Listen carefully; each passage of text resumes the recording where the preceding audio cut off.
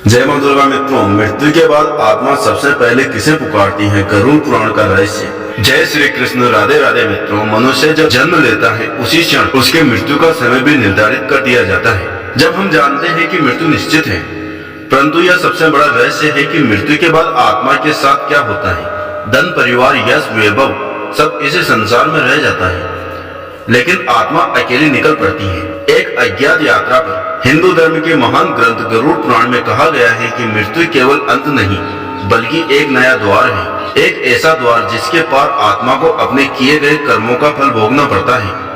मृत्यु का क्षण कैसा होता है? जब सांस धीरे धीरे टूटती है, जब शरीर निस्तेज हो जाता है, जब आंखों की रोशनी मंद हो जाती है, तब आत्मा शरीर से अलग होकर एक नए मार्ग पर बढ़ती है। उस मार्ग पर ना कोई साथी होता है, ना ही कोई संबंधी। जिसके अच्छे कर्म होते हैं उसे प्रकाश मिलता है, और जिसने पाप का मार्ग चुना है उसे घना अंधकार घेर लेता है।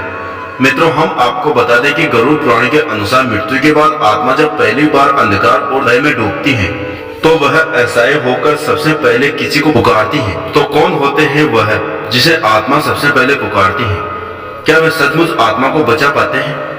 तो आज की इस ज्ञानवर्धक परिस्थिति में हम आपको पुराण के उस रहस्य के बारे में बताएंगे जिसे शायद ही आप जानते हो। यह गरुड़ पुराण की कथा है, और भगवान श्री हरि विष्णु कहते हैं कि मनुष्य को कभी भी गरुड़ पुराण की किसी भी कथा को आधा अधूरा नहीं सुनना चाहिए। तो चलिए शुरुआत करते हैं आज की इस प्रस्तुति की। मित्रों, बहुत समय पहले एक स्मृत नगर में धर्मराज नाम का एक व्यक्ति रहता था। नाम तो उसका धर्मराज था, जिसका अर्थ ही धर्म का पालन करने वाला, परंतु नाम और कर्म में बहुत बड़ा अंतर था। धर्मराज बाहर से धार्मिक दिखता था, सुबह मंदिर जाता, तिलक करता, दान देने का दिखावा करता। लोग सोचते हैं यह बड़ा पुण्य परमात्मा है, लेकिन भीतर से वह स्वार्थ और पाप से भरा हुआ था। वह निर्धनों का धन हड़प लेता, व्यापार में छल करता और दूसरों की पीड़ा पर हंसता। उसके लिए धर्म केवल दिखावे की चीज थी। समय बीतता गया, धर्मराज बूढ़ा हुआ, पर उसके भीतर का लोभ और घमंड और भी बढ़ता गया। फिर एक रात अचानक जब वह अपने शयन कक्ष में सोया हुआ था, एक तेज दर्द ने उसके हृदय को जकड़ लिया। उसकी सांसें तेज हो गई, आंखें फटी की फटी रह गई। परिवार वाले दौड़े आए, किसी ने पानी पिलाने की कोशिश की, किसी ने वैद्य को बुलाया, लेकिन नियति का लेखा कोई टाल नहीं सकता। कुछ ही पलों में उसकी सांसें टूट गईं, उसकी आंखें खुली रह गई और शरीर निस्तेज होकर बिस्तर पर बह गया। मित्रों, उसी क्षण धर्मराज ने देखा उसका शरीर तो बिस्तर पर पड़ा है और चारों ओर परिजन विलाप कर रहे हैं, परंतु वह स्वयं अब उस शरीर से अलग खड़ा हुआ था। उसने चिल्लाकर कहा, मैं यहाँ हूँ, देखो मैं जीवित हूँ। पर कोई उसे सुन नहीं रहा था। धीरे धीरे उसे एहसास हुआ कि अब वह शरीर से अलग हो चुका है। यही थी मृत्यु।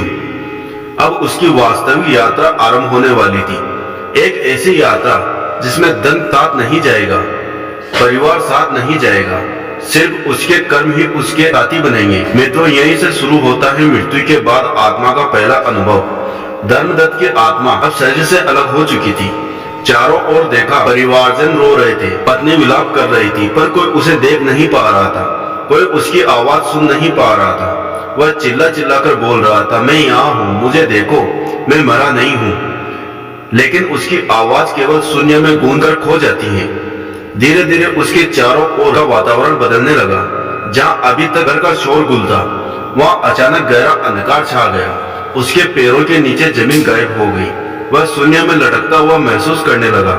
चारों ओर काली हवाएं बहने लगी। कभी किसी अज्ञात प्राणी की हंसी सुनाई देती तो कभी किसी के रोने की करुण पुकार। आत्मा यह सब सुनकर कांप उठी। उसने डरकर कहा, यह कैसा स्थान है, मैं कहाँ आ गया हूँ? जैसे तैसे आत्मा आगे बढ़ी। अंधकार और गहरा होता गया।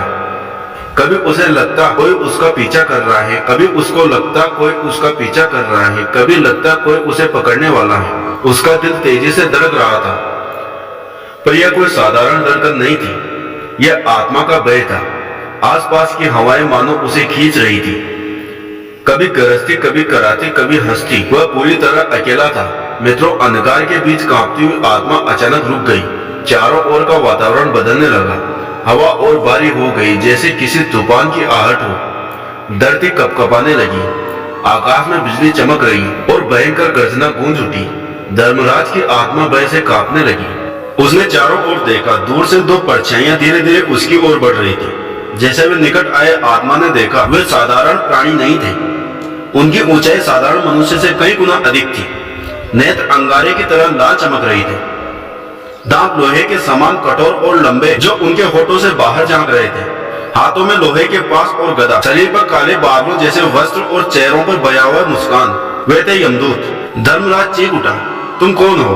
तुम मुझे कहाँ ले जा रहे हो? मैं निर्दोष हूँ, मुझे मत छुओ। लेकिन उसकी चीखों का उन पर कोई असर नहीं हुआ।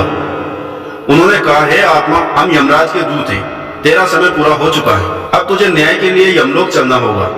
मित्रों, यह सुनकर धर्मराज भागने की कोशिश करने लगा। उसने सोचा शायद मैं बच जाऊं, पर वहां कोई स्थान नहीं था जहां पर वह छिप सके। एक यमदूत ने लोहे का पास उठाया और उसकी ओर बढ़ाया। वह पास चमकते हुए आत्मा को जकड़ने लगा।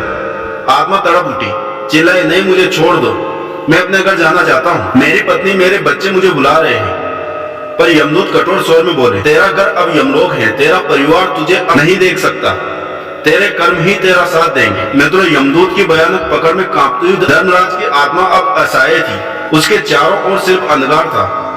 उसका हृदय भय और वेदना से चित्कार कर उठा और उसी क्षण उसके मुख से पहली पुकार निकली, माँ, माँ, कहाँ हो तुम? मुझे बचा लो, मैं बहुत डर रहा हूँ, मुझे अपने गोद में छिपा लो। मित्रों, गरुड़ पुराण कहता है, मृत्यु के बाद आत्मा सबसे पहले अपनी माता को पुकारती है, क्योंकि जन्म के क्षण से लेकर जीवन के हर संकट तक माँ ही सबसे बड़ा सहारा होती है। माँ की गोदी वह स्थान है जहाँ बच्चा सबसे सुरक्षित महसूस करता है। आत्मा के लिए उस समय सबसे पहले सहारा, सबसे पहली स्मृति माँ की होती है। धर्मराज की आंखों के सामने उसकी माँ की छवि उभर आई। वह वही माँ थी जिसने बचपन में उसे गोद में जुलाया था, रातों को जाग जाकर उसे दूध पिलाया था, हर आंसू पोंछा था। आत्मा चीख चीख कर कह रही थी, माँ, तुम तो कहती थी कि हमेशा मेरे साथ रहोगी, आज मैं अकेला हूँ, मुझे बचा लो। मित्रों, लेकिन यमदूतों की दुनिया में ना कोई माँ थी, ना कोई पिता। माँ का शरीर तो संसार में था, जो अब शोक से डरा रहा था। वह आत्मा को न देख सकती थी, ना ही सुन सकती थी।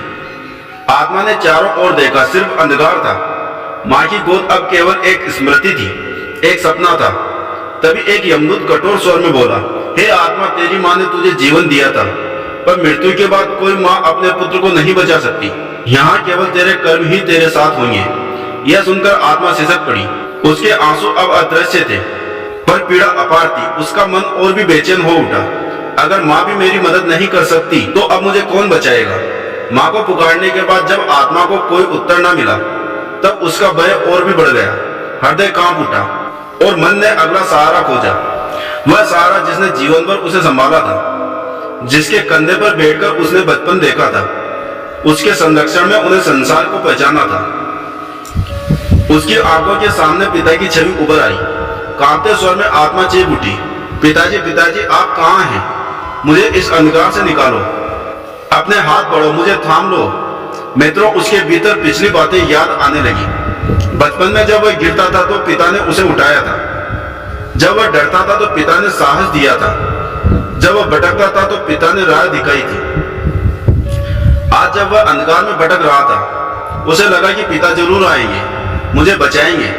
लेकिन चारों ओर सन्नाटा था, कोई उत्तर नहीं मिला। पिता का भी शरीर उसी संसार में था जहाँ उसका परिवार अब उसके मृत शरीर पर विलाप कर रहा था। उसकी आत्मा अकेली थी और पिता की छवि भी एक स्मृति बनकर धुंधली हो गई। आत्मा चित्कार उठी, क्या मेरे पिता भी मेरी मदद नहीं कर सकते? क्या मैं सचमुच अकेला हूँ? तभी यमदूतों की भारी आवाज गूंजी, हे आत्मा, माता पिता तुझे जीवन का मार्ग दिखाते हैं, पर मृत्यु के मार्ग पर तेरा साथ नहीं दे सकते। यह मार्ग केवल तेरे कर्मों का है, यहाँ पिता का हाथ नहीं, केवल तेरे कर्म ही तुझे थामेंगे।